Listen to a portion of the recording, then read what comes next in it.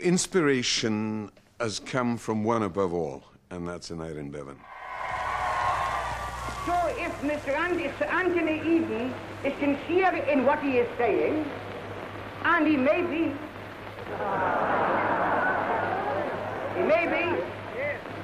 then if he is sincere in what he is saying, then he is too stupid to be a Prime Minister. What was extraordinary about Bevan was that he wasn't just a great platform orator, whether it was the plinth in Trafalgar Square or the platform in Labour Party conference, but he was a magnificent parliamentary, conversational and declaratory speaker, second absolutely to none. People say, it's necessary for us to defend the fund. But we must keep the fund on an actuarial basis. Now, comrades, that's a lot of nonsense. There ain't no fund. Bevan was a famous crowd pleaser, but there are dangers in playing to the crowd, as Neil Kinnock discovered at the notorious Sheffield Rally of 1992.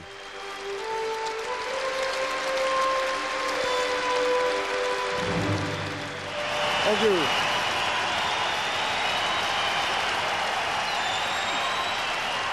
Thank you.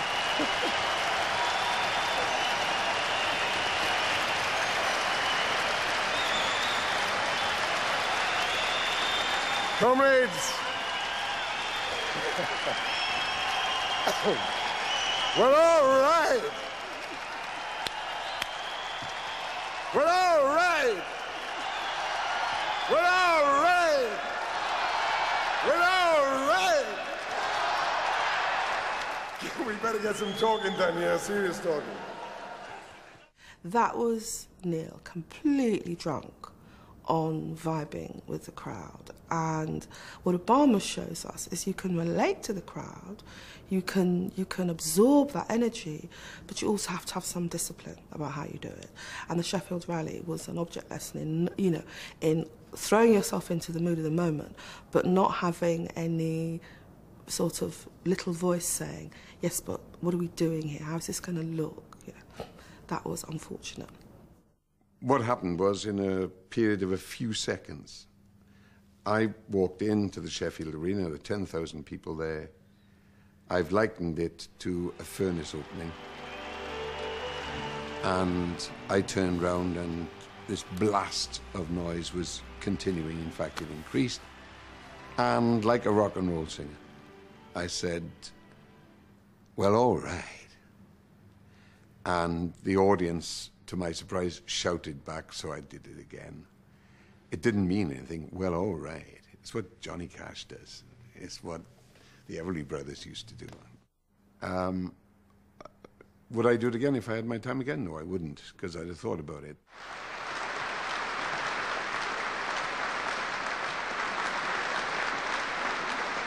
That is a classic illustration of the socialist state, which draws nearer with every Labour government and which Conservatives have never reversed. It's all right for some of you. Half of you won't be here in 30 or 40 years' time. Now that was a good joke. It's all been downhill since then. I think to some extent you either do or do not have an innate enjoyment of having an audience. It's a bit like, it must be the same gene as enjoying being an actor. At the end, William Hague, who wants to be an MP, was given a rapturous reception. Mrs. Thatcher later told him his speech had been thrilling. Look at the dosh that William Hague earns for going to speak on the after-dinner circuit. People like to listen to a speech. They like a speech with a gag at the beginning, and then there's something serious, and then they like it to transport them off. People like to listen to a speech.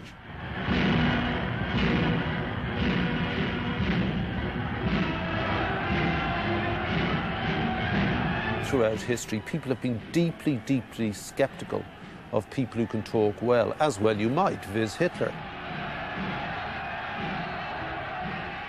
My mother was dead, so it was just me, my sisters, and my dad just at the weekends.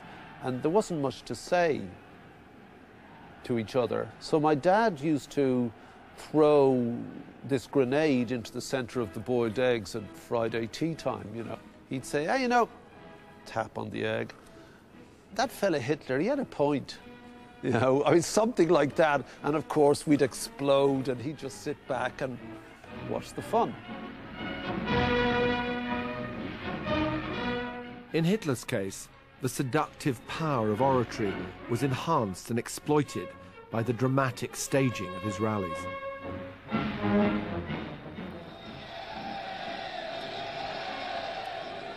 See, the thing is, there's already hysteria. It's not like it's more like a rock gig, this. You know?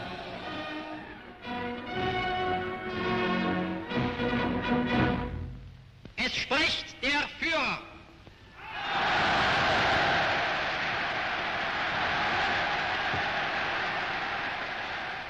This probably, but he's trying to take control of the room here, I think.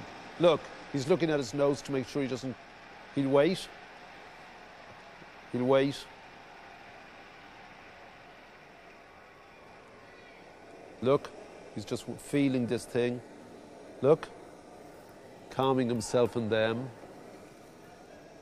Heightened expectation. This is all practiced. Look.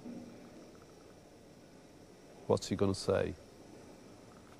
And he was very like a rock star, and he totally understood presentation like that. And there are those great photos of him practicing in front of the mirror, striking poses, which were incredibly camp and absurd. Yet the whole thing worked enormously well. Als unsere Partei gerade 7 Mann hoch war, sprach sie schon 2 Grundsätze aus. One of the things that I think Hitler's speech is most interesting about Hitler's style is his lack of inhibition. And lack of inhibition shows emotion, and emotion, uninhibited emotion, people believe in. Und zweitens, sie wollten daher kompromisslos die einzige Macht und alleinige Macht in Deutschland. His very lack of inhibition convinced people of his sincerity. And that was, I think that's the most powerful part of his oratory. Immer und immer wieder predige ich, der Wiederaufstieg der deutschen Nation ist die Frage der Wiedergewinnung der inneren Kraft und Gesundheit des deutschen Volkes. The great thing about words is that they lie, and people do find it very difficult to believe people don't mean what they say repeatedly and with sincerity. And of course, that was the great genius of Hitler's speeches. I mean, he continually talked about how he wanted peace, even after the war had started. You know, his last appeal to reason speech in the Reichstag, for example. Reading it, I'm finding out I've got a copy of it because they were dropped as leaflets on London, and my grandmother picked up a copy of it. And if you read that speech, it is incredibly convincing. I mean, reading it, you know, he just says again and again he wants peace, he wants to make peace with England, he doesn't want war. And that is a very powerful speech. And I imagine that a lot of people in Germany believed that that was the case, that he didn't want war. Ancient critics of rhetoric would have found Hitler a pretty good example of everything that they distrusted about rhetoric. And there are plenty of ancient critics of rhetoric.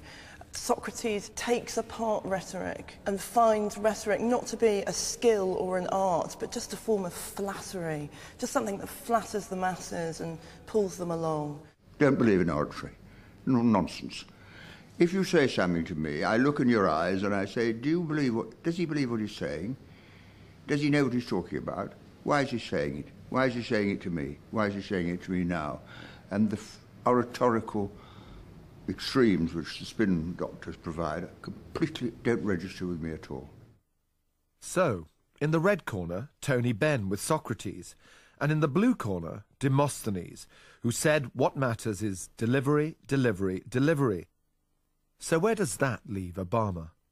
I think Barack Obama is a good example here in that he is as close to proving Demosthenes right as anyone has. Because if you look at some of the writing taken as a lyric on the page, it's clunky. Now, if somebody in British politics said, yes, we can, and indeed they have, actually, it would not be thought of as a great rhetorical moment. It would be thought of as rather peculiar. But Obama said it, and because of the moment, and because of his beautiful singing delivery, we give him a dispensation from that criticism. It's a beautiful moment. It's a great rhetorical moment. It will be anthologized. It was a creed written into the founding documents that declared the destiny of a nation. Yes, we can. It was whispered by slaves and abolitionists as they blazed the trail toward freedom. Yes, we can. Yes, we can. If you had said this to me a year and a half ago, I'd have gone, spare me, Bob the Builder. You know, which is nonsense. It's an anodyne, ridiculous piece of crap. Yes, we can. Yes, we can. Yes, we can. Yes, we can. Yes, we can. And yet that nonsense, obviously he probably hadn't heard Bob the Builder, but transmitted through the mouth of Obama and the potential of his presidency takes on real meaning. Yes, we can. Yes, we can. And so here's this guy who comes along who makes banal cliches, yes we can, sing. Yes, we can. Yes, we can. Obama is specifically a 21st century person. He's, you know, in the cliche, he's post-racial. He's also post-media. He's in web time now, which is, of course, a medium, but it is specifically personal. Millions of us never saw him live, and never even saw media clips of his speeches. We went online, and it's very interesting when you go online, like that great speech he gave on race, which was quite a long speech, quite an abstract speech, but it got literally millions of hits. I have already condemned, in unequivocal terms, the statements of Reverend Wright that have caused such controversy and, in some cases, pain. And it's all there. Yeah.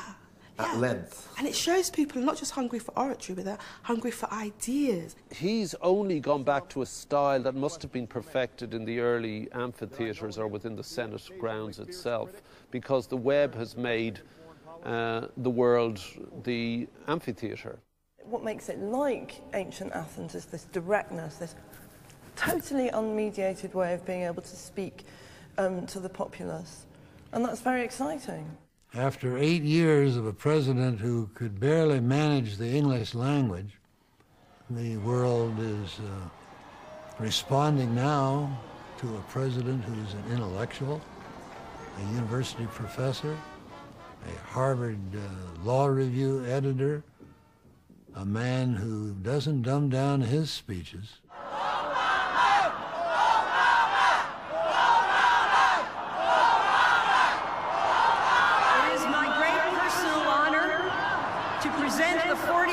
President of these United States, Barack Obama.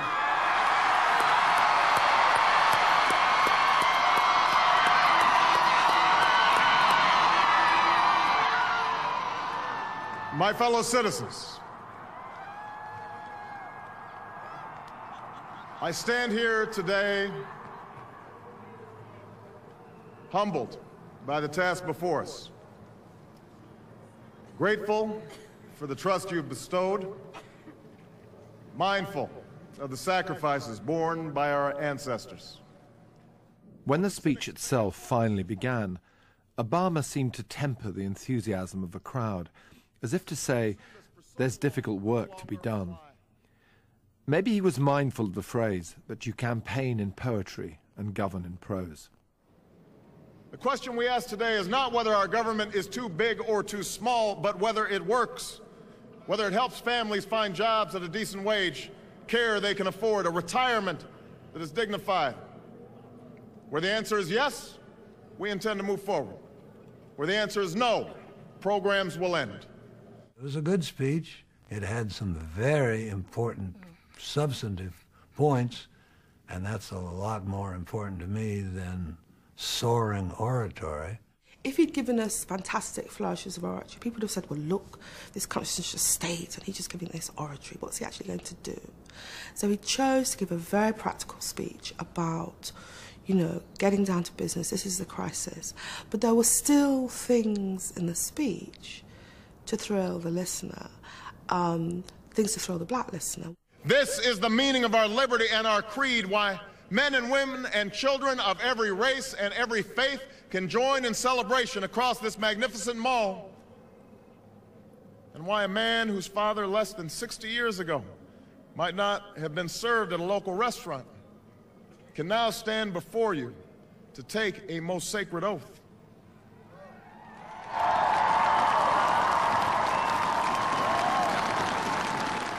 Almost no matter how powerful you are,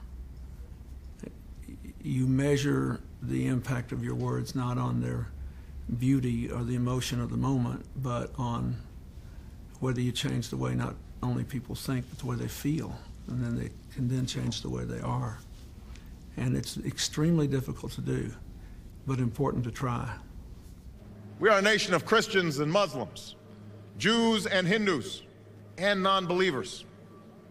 We are shaped by every language and culture, drawn from every end of this earth. And because we have tasted the bitter swill of civil war and segregation and emerged from that dark chapter stronger and more united, we cannot help but believe that the old hatreds shall someday pass, that the lines of tribes shall soon dissolve, that as the world grows smaller, our common humanity shall reveal itself, and that America must play its role in ushering in a new era of peace. Thank you. God bless you. And God bless the United States of America.